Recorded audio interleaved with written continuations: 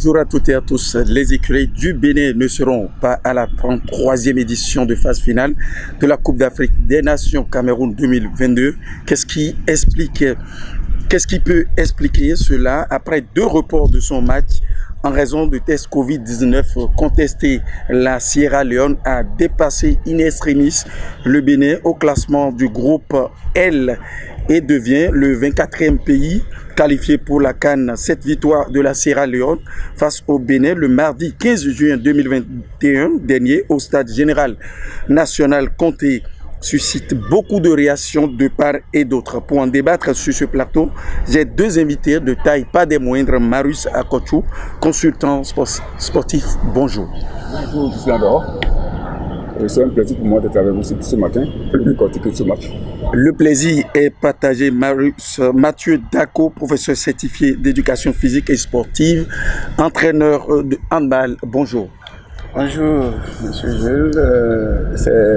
C'est un plaisir, un grand plaisir pour moi de parler de ce match Écureuil-Sierra Leone. Le plaisir est également partagé. La Sierra Leone retrouve la Coupe d'Afrique des Nations 25 ans après sa dernière participation en Afrique du Sud en 1996. Marius Akochou, qu'est-ce qui peut expliquer cette élimination des écuries du Bénin? Bonjour, je pense que c'est une élimination, non seulement c'est une honte nationale, dans la mesure où les écuries étaient partis quand même pour remporter, pour être qualifiés, non seulement battre les Sierra Leone, mais malheureusement, nous constatons qu'à l'issue du match, les fruits n'ont pas pu tenir la promesse des fleurs. Les écuries avaient un effet de confiance, ils n'ont pas joué de façon engagée, leur permettant de montrer leur sens de patriotisme au plus haut niveau, au plan sportif, et jouer de façon déterminée à nous ramener cette qualification tant souhaitée par le peuple béninois. Je dis que c'est vraiment dommage que cette fois-ci, on est passé encore à côté du sujet qui était quand même à notre portée. Beaucoup de causes, beaucoup de débats, j'espère que nous allons entrer dans le sujet pour en énumérer quelques causes qui ont conduit à ce débat national. Oui, Mathieu Dako, qu'est-ce qui peut expliquer cette élimination des écureuils? Un seul but du côté de la Sierra Leone, on suit pénalty bien botté. Dites-nous, quelle analyse faites-vous à l'issue de cette rencontre? Moi, je crois que si nous prenons uniquement la rencontre,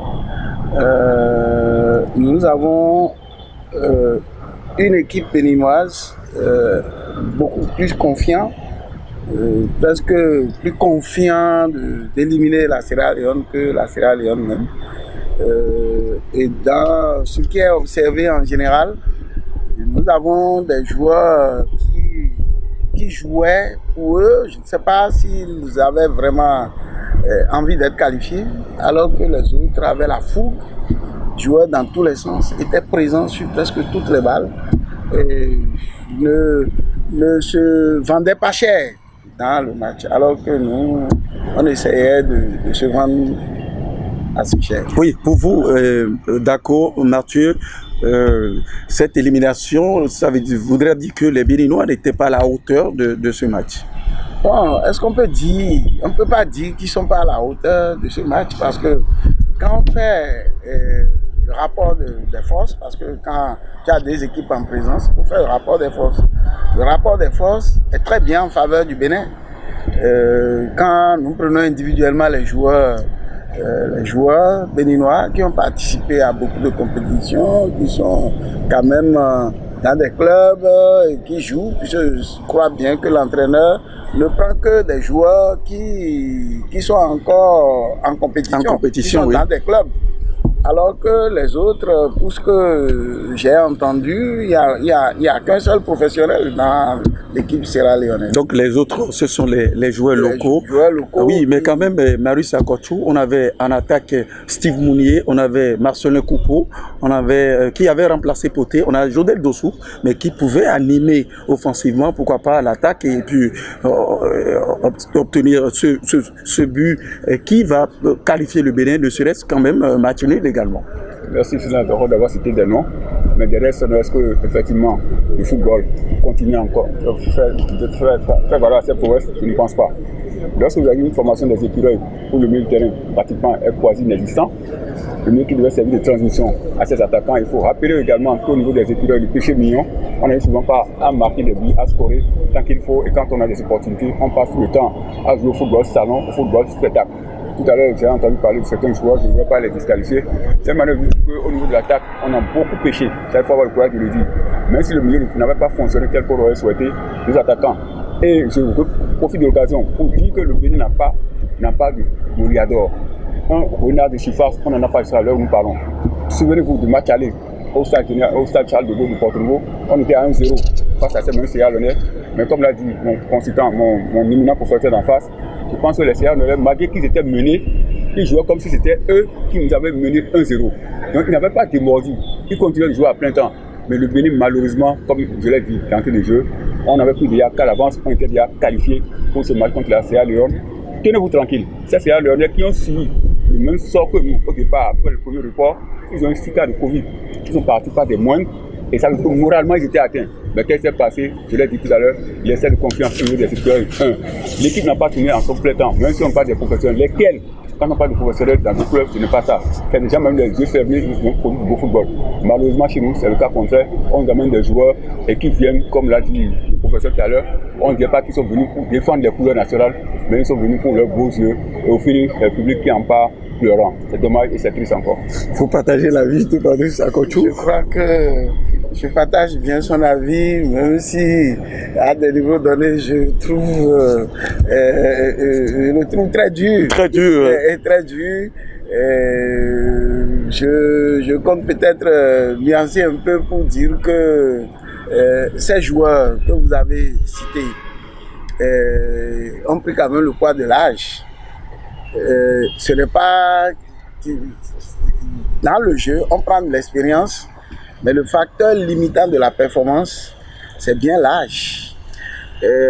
J'ai l'expérience, je peux prendre à contre-pied un joueur à grande vitesse, mais limité par l'âge, je trouve d'autres moyens. Oui, mais... Et contre des joueurs fougueux. Je veux dire, les Sierra Leonais n'étaient pas venus pour gagner ou pour perdre. Et ils étaient venus jouer. Si je joue et je réussis à scorer, ça évolue. Vous sentez que c'est un peu comme des gens qui sont venus fêter. Des gens qui jouaient pour vraiment le plaisir. Qui sont venus gagner, qui sont venus arracher quelque chose. Cette qualification. Ils ont cette rage. Oui. Cette rage-là n'est pas observée au niveau des écuries. Mais quand même, Mathieu Dako, on avait vu Jodel Dossou ici au stade général Charles de Gaulle, voilà, ça m'arrive. Stade Charles de Gaulle de Porto-Novo, on a vu Jodel Dossou à lui seul qui avait scoré ce unique but du côté de la Sierra Leone. On a vu face à la Zambie ici au stade général Mathieu Kérékou, mais on ne sentait pas Jodel Dossou dans le match face à la Sierra Leone. Je remercie dessus, je suis en dehors que tu fais un journal sportif. Parce qu'en réalité, le football n'est que collectif. Je passe au pouvoir du professeur d'en face, même tout ce c'est le collectif. Il a fait, certes, mais ça avait payé. Une percée solitaire. Mais est-ce qu'on va continuer chaque fois à espérer les percées solitaires? Non. Le football, c'est le collectif. Il faut que depuis le gardien, en passant par la défense, le milieu et l'attaque, que tout fonctionne et que ça soit, comment on appelle-t-on, quand vous jouez au handball, vous avez le bâton là, le professeur, le bâton qu'on tient pour donner le relais là. Le relais. Voilà. Le relais. Donc c'est ça, ça veut dire que c'est une machine et c'est le collectif. Et ça a manqué au football béninois. Tout à l'heure, j'ai apprécié l'intervention du professeur. Question d'ailleurs, il va falloir que Michel Dussé sache qu'à un certain moment donné, il faut donner du sang neuf à le 11 national aux écureuils. On en avait besoin. Depuis la dernière CAN, qu'est-ce qui a été concrètement fait pour donner du sang neuf à cette équipe avant qu'on entame encore cette nouvelle CAN de 2021, les éliminatoires? Oui. Rien n'a été fait. C'est pratiquement les mêmes joueurs qui et les mêmes causes. On continue toujours à produire les mêmes effets. On ne peut pas continuer comme ça dans notre pays. Vous voyez des joueurs, il a dit tout à l'heure, je suis d'accord avec lui. Il a dit demain c'est un homme averti.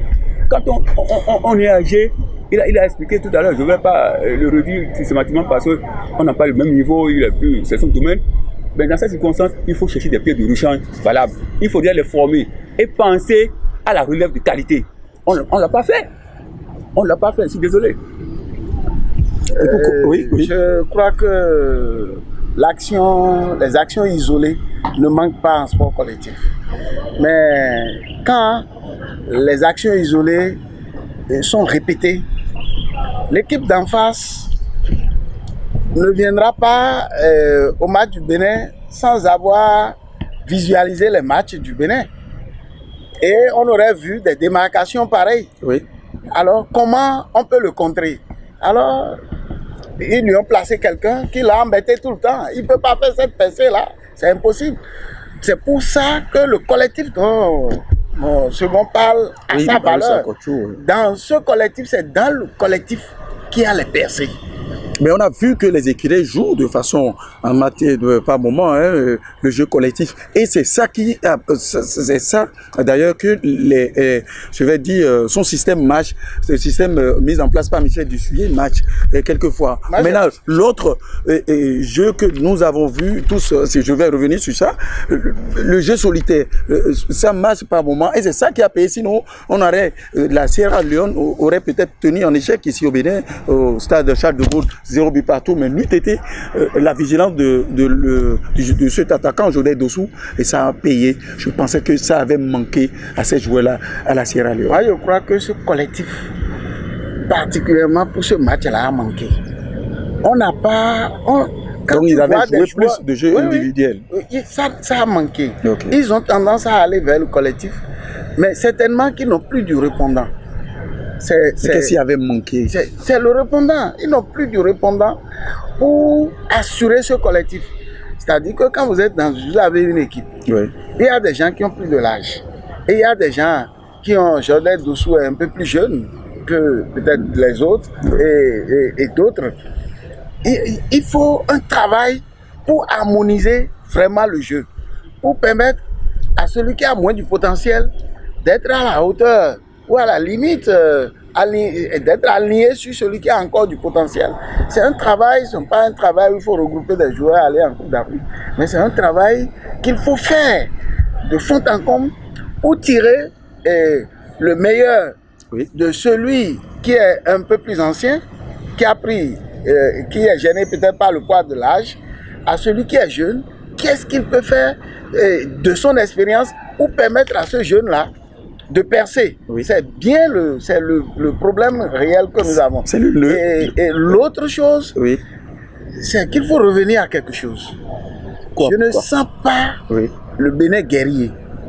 Le Bénin guerrier, c'est le Bénin qui attaque. Maître, d'accord, nous allons y arriver. Marius Akocho, Michel Dussuyer n'aurait-il fait appel à ses seigneurs? C'est une question pour renforcer un peu que vous me posez, certes, mais je pense que la solution n'est pas là, à mon humble avis. Tout à l'heure, Michel Dussuyer et le staff technique n'ont pas su préparer la relève de certains joueurs clés des écureuils. S'il avait su faire, ça n'est-il pas mortel? Que Dieu me pardonne, tout le monde est appelé à partir un jour, on ne sait quand. Mais si il est la pièce maîtresse de l'équipe et qu'il est indisposé, par exemple, je donne un exemple concret, il est indisposé qu'il ne peut pas jouer. Michel Dussuyer n'aurait pu pas former quand même une pièce de rechange qui puisse quand même assurer la relève de ces seigneurs à l'instant T où on en a besoin. C'était un milieu quasi inexistant, je continue de le dire, je réaffirme, même si on me dit qu'on me tape, on a fini tous le match et on a joué une fois au football, pour ne pas dire deux fois. Et quand un milieu est quasi inexistant, vous prenez des joueurs comme Ali aussi, on va citer les noms, il est pris par le poids de l'âge. Et un joueur comme, comment il s'appelle, Dimakoukou, que Dussuyer, seul comme celui qui a les prérogatives d'aller sélectionner les joueurs, ils font la pluie, le beau temps, et quand on finit de monter ses limites, je pense qu'il vaut mieux disparaître plutôt que de continuer à mettre le football béninois dans le baba. Et vous venez de dire à quoi, si on doit faire appel, à quoi aurait servi le championnat que nous organisons? On aurait pu peut-être détecter des joueurs et préparer la relève. Mathieu, d'accord. Je crois que le débat de ces seigneurs, moi, c'est un débat que j'ai rangé il y a longtemps. Oui, merci. Il y a longtemps parce que je viens de parler du poids de l'âge. Le poids de l'âge, en plus de ça, il n'est plus dans un club, il ne s'exprime plus, pour qu'on puisse voir s'il a encore du potentiel. C'est vrai, on peut dire que Roger Mila, avec son âge, a pu tirer son épingle du jeu. Mais c'est un jeu qui est fait, c'est quelque chose qui est préparé. Et lui-même, il s'est préparé pour atteindre ses objectifs. Et c'est déjà un très haut niveau. Mais nous, on veut chercher le débat de ces seigneurs, c'est la énième fois ce débat. Il faut que désormais, le staff technique commence à évaluer rigoureusement nos joueurs. Et comment? En matière de qualité physique. Et et d'ambiance. Il faut que vous n'êtes pas joueur. Je cite toujours en exemple quelqu'un. Un joueur malheureusement portugais, Ricardo, qui tout le temps est en train de se préparer. Un joueur, ce n'est pas quelqu'un qui finit un match et va dormir. C'est quelqu'un qui finit un match, ressent ses défauts, à les confier à des coachs pour qu'on puisse le corriger. Si ces défauts sont liés à la qualité physique, il se prépare. Mais comment le joueur, je ne vous coupe pas, Mathieu, d'accord, comment le joueur qui est sur le terrain peut recenser ses défauts et aller confier à coach? Il y a une direction normalement, ou bien il y a quelqu'un qui devrait regarder et suivre de près le joueur, l'évolution de ce joueur sur le terrain et dire, voilà, tu as joué ce match, voilà tes qualités, toi tes défauts, et ça va se corriger. Non, un joueur qui se dit professionnel doit se connaître et doit connaître ses difficultés à un temps T. Oui. J'ai pris, je suppose, je ne sais même pas encore le poids de l'âge, j'ai pris 2 kilos de plus, 3 kilos de plus. Je ne peux plus avoir les mêmes réflexes. Je donne un exemple simple. Dans le match Sierra Leone, quand on a fait rentrer Michael Poté, d'accord? Oui. Quand j'ai vu sa rondeur, je dis, il ne va rien faire. Il aura envie de faire, mais là, on a besoin d'un physique. On a besoin de quelqu'un qui veut porter un pays. Parce que de sa position, telle qu'il portait le pays, on l'a vu en Coupe d'Afrique. Oui, on l'a vu son agilité. Oui. Mais est-ce que c'est la même chose? Est-ce que c'est la même chose? Donc, quand vous prenez un joueur, le joueur a un temps T à telle qualité physique. Et il a laissé passer ses qualités physiques pour en prendre en plus. Alors, et nous, spectateurs, on continue. Ah oui, c'est tel, c'est Michael Poté, il va nous délivrer. Quand on l'a mis, tout le monde a applaudi. J'étais là, je suis, tout le monde a applaudi. Moi, je n'ai pas applaudi. Parce que quand je l'ai vu rentrer, j'ai vu tout de suite qu'il ne fera pas l'affaire. Et effectivement, et je l'ai dit, effectivement, il n'a pas fait l'affaire. Il a eu une occasion d'or, mais il a fait une passe. Il a raté. Non, il a fait une passe. Oui. Il a eu... Oh, Michael Poté d'alors forçait. Il forçait ce jeu-là. Et peut-être qu'aujourd'hui, on ne serait plus en train de dire les écureuils ont échoué. Il aurait égalisé et on aurait cherché autrement la qualification. Mais à l'heure là, est-ce qu'il est capable des mêmes exploits que quand il était en Coupe d'Afrique? Ce n'est pas la même chose. Donc c'est pour dire que il ne faut pas jouer les noms. Il ne faut pas jouer les gloires d'hier. Mais il faut jouer le présent. Le joueur, en matière de qualité physique, qu'est-ce qu'il nous présente aujourd'hui? Qu'est-ce qu'il est aujourd'hui? Est-ce qu'il est dans sa forme d'hier? Est-ce qu'il a amélioré sa forme d'hier? Et c'est pour ça qu'il dit, un joueur doit se connaître. Nous, entraîneurs, nous demandons à nos joueurs de se connaître. Dans un match, le joueur même doit pouvoir faire son propre rapport. Oui. Et son auto-évaluation. Oui. Et c'est son auto-évaluation. Après son auto-évaluation, quand le coach va lui dire, attention, tu as fait ci, ils pourront s'accorder. Et quand le coach va mettre en place des stratégies pour améliorer son comportement, il pourra pleinement adhérer à ces stratégies. Mais si le joueur ne se connaît pas et il est sur le terrain, il joue, là, ce n'est pas un professionnel. Je n'appelle pas ce joueur-là professionnel. Je dois savoir, avant même de monter sur le terrain, ma capacité, ce que je suis capable de faire. Et ça, c'est ce que le coach doit comprendre avant de mettre un joueur dans le jeu. Je me souviens, une fois ici, c'est pour ça que je ne voulais pas les polémiques de CC1, par rapport à la question. Le coach Kodio Edme, à Lomé, il a amené les écureuils jouer à Lomé. Ils ont joué. Longtemps, CC1 était titulaire, il jouait. Mais il a fallu qu'il prépare un jeune et qu'il sort CC1, qu'il envoie le jeune qui a scoré. Oui, c'est vrai. Oui, c'est vrai. Mais parce qu'il a sorti ces séances, personne n'a vu la stratégie du coach. Le coach a utilisé ces séances et pour préparer quelqu'un. Et à un temps, il a sorti ces séances. Les joueurs qui couraient après ces séances se sont dit, ouf, enfin, il nous a sorti le bourreau. Le bourreau. Et le petit a profité. Et ça dit, mais quand on est venu ici, le coach Kodio en a eu pour tout, pour avoir sorti ces séances de l'équipe. Toute la pression. Toute la pression. Toute la pression. Donc, vous voyez un peu ça dit, la situation. Et Mathieu Dako, que Michel Dussuyer ne prend pas de risque. Oui, bien sûr. Moi, en tant que coach, même depuis la Coupe d'Afrique, depuis son avènement, j'ai comme l'impression qu'il n'aime pas prendre de risques. Or, un coach, c'est le risque. C'est le risque. Tu prends des risques, mais des risques bien calculés. Tu prépares et tu prends les risques. Et tu gagnes. Maintenant, si tu veux rester dans un tableau technique qui te met toujours à l'aise dans le jeu, ce n'est pas bon. Parce que ce que moi j'ai compris rigoureusement depuis, c'est qu'on est toujours à la défensive. C'est de la défensive.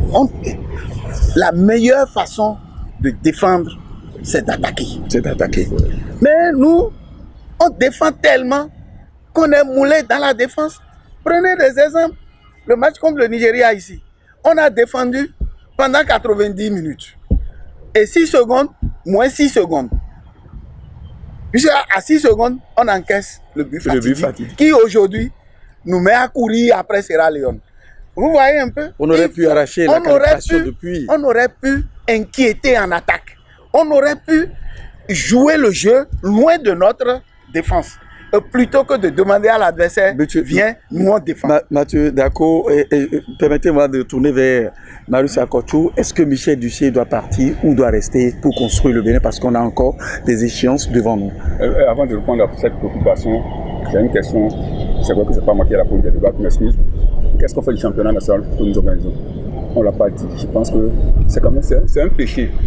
Parce que moi, j'ai pris l'habitude quand même de suivre certains matchs du championnat. Lorsqu'on recherche, on suit certains matchs. Je pense que si au Bénin, on était vraiment bien organisé avec un directeur technique national. Certes, mais est-ce qu'on a une direction technique nationale? Non. Je passe sous le couvert de notre professeur, de notre éminent professeur, il sait de quoi il parle. Lorsque les structures sont mises en place et qu'on lui donne les moyens adéquats, elle doit fonctionner normalement. Cette direction technique n'est pas dans son rôle puisqu'elle n'a pas les moyens. On a un seul directeur technique. Est-ce que c'est le Bénin qui nous dans la matière? Je ne saurais répondre ici. Les autorités au plus haut sommet auront le temps de nous répondre quand on va se faire face. Revenons à votre question. Je pense que je voudrais répondre sur la question de direction technique. Oui. Je crois que c'est général au Bénin, que ce soit au football et dans les autres disciplines. Il n'y a que de directeurs techniques nommés. Il n'y a pas de direction technique. Or, l'élan du jeu, l'aspect technique même du jeu est traité au niveau des directions techniques. Et pour aller plus loin, si nous n'avons pas une direction technique, nous ne pouvons pas avoir une relève. C'est impossible. Le directeur technique doit même donner des fiches aux entraîneurs pour donner des orientations. Et nous savons que nous préparons des joueurs de tel type. On va jusqu'à voir la morphologie des joueurs. On va jusqu'à donner des consignes par rapport à la qualité physique des joueurs que nous devons avoir, déjà dans le championnat professionnel, pour pouvoir extraire en prélude à la formation de l'équipe nationale. Je pense qu'on aura le temps de revenir. Cette question elle est indispensable. C'est que souvent, s'il te plaît, souvent nous survolons ce débat. Et c'est ce débat qui est aujourd'hui le vrai problème des écureuils. Si aujourd'hui nous parlons de l'échec des écureuils et que nous ne revenons pas, j'aurais souhaité qu'on aille, qu'on finisse avec peut-être et que vous ouvrez une petite parenthèse pour qu'on puisse parler de la direction, des directions techniques. C'est ça qui fait. Les cravatés ne sont pas ceux qui gèrent le sport. C'est ceux qui gèrent le sport, c'est les techniciens. Merci, Mathieu Dako. Mais cette question ne va pas nous échapper. Oui, est-ce que Michel Duffier doit rester, oui ou non, pour qu'on puisse continuer avec ça? Moi, je vais me jeter à l'eau. Je vais être direct avec le monde sportif, le plus sportif. Michel Duffier a un contrat, un contrat d'objectif, certes. Est-ce qu'au finish, il a pu atteindre son contrat? Nous sommes là, les faits nous donnons raison. Le fait, si ça sert lui-même, Michel Duffier, et qu'il fait son bilan, son analyse personnelle, il doit savoir s'il doit pouvoir renouveler son contrat ou pas au dépôt de son tablier. L'autre, il ne nous appartient pas à nous autres, modestes personnes, d'en décider. Les autorités fêtières aux dirigeants du football vont en débattre au moment opportun et nous donner la réponse à cette question. Je voudrais, avant de terminer, remercier le professeur parce que cette question m'a tellement préoccupé au niveau de la radio Ado où je suis consultant sportif. Je vais tout dire haut et fort. Mais comme souvent, on a beaucoup plus parlé. Vous êtes sur le terrain, vous autres. Vous nous avez formés. Et nous, je sais de quoi je parle quand on parle de question technique nationale. Les gens ne peuvent pas oser. Il faut oser parfois. Il faut pas prendre le risque. Il faut oser. Aujourd'hui, je sais que le procès c'est des dragons de levée. Allez-y voir dans quelles conditions. Et vous voulez quoi? C'est pas dans ce pays qu'on a dit qu'on n'a pas des affaires. Je sais que le professeur même sait. Lorsque il suit certains matchs, il dit mais écoutez, ces valeurs sont dans ce pays, où sont les mains? Et quand on nous laisse tout près ici, on va dépenser des millions pour aller chercher ces types professionnels qui viennent parfois, comme il a dit, ils ne sont pas des guerriers. Ils se disent, nous on finit notre mission, on prend le vol, on repart. Mais après, c'est nous qui subissons les pots cassés. Parce qu'on avait envie d'aller voir les écureuils à cette CAN Cameroun 2021. Malheureusement, de 2019, tout s'est écoulé. Et l'avenir, qu'est-ce que ça nous aide? Bien Malin qui pourra répondre. Oui, bien Malin qui pourra nous répondre. Oui, l'émission tire sa fin. Nous allons tirer les grandes conclusions à la question très rapidement. Oui, je n'ai pas répondu. Oui, allez-y, très rapidement. Je tiens à parler de la question. C'est vrai, nous on n'est pas bien placés pour le faire, mais moi, ce que je tiens à dire, il y a deux aspects. Le spectateur ne peut pas renvoyer un coach. Le coach analyse la situation, l'environnement des joueurs, l'environnement technique en général, pour voir est-ce que l'objectif qu'on m'a fixé et que je n'ai pas pu atteindre, est-ce que c'est de moi, ça dépend? Est-ce que c'est de l'environnement sportif que ça dépend?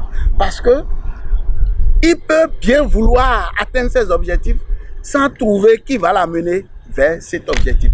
Alors, c'est en ce moment qu'il doit être capable de dire, je peux continuer, je ne peux plus continuer, je m'arrête. Maintenant, si lui-même, dans ses analyses, il constate que ça va être toujours la même chose, c'est à lui de décider. Si les dirigeants pensent que de façon unilatérale, il faut le renvoyer, c'est à eux de le faire. Mais il ne faut pas le faire de façon unilatérale. Il faut tirer une belle leçon du passage de Duffier avant de toutes les façons, avant de prendre n'importe quelle décision. De toutes les façons, c'est un débat qui est appelé à revenir sur ce plateau. On va en discuter de long en large, mais retenez tout simplement que la CAN 2022 sera au Cameroun sera déroulée du 9 janvier au 6 février 2022. Je vous rappelle très rapidement les 24 équipes qualifiées. Le Cameroun en tant que pays hôte, le Sénégal, l'Algérie, le Mali, la Tunisie, le Burkina Faso, la Guinée, les Comores qui ont eu leur qualification pour la première fois, l'Égypte, la Gambie, le Gabon, le Ghana, la Guinée équatoriale, le Zimbabwe, le Maroc, la Côte d'Ivoire, le Soudan, le Malawi, l'Éthiopie, la Mauritanie, la Guinée-Bissau, le Cap-Vert et puis la Sierra Leone. Mesdames et messieurs, merci pour votre aimable attention. Merci à vous, Marius Akotou, consultant sportif. Merci également à Mathieu Dako, professeur certifié d'éducation physique et sportive, entraîneur de handball. Merci à toute l'équipe de préparation et de réalisation. À très vite.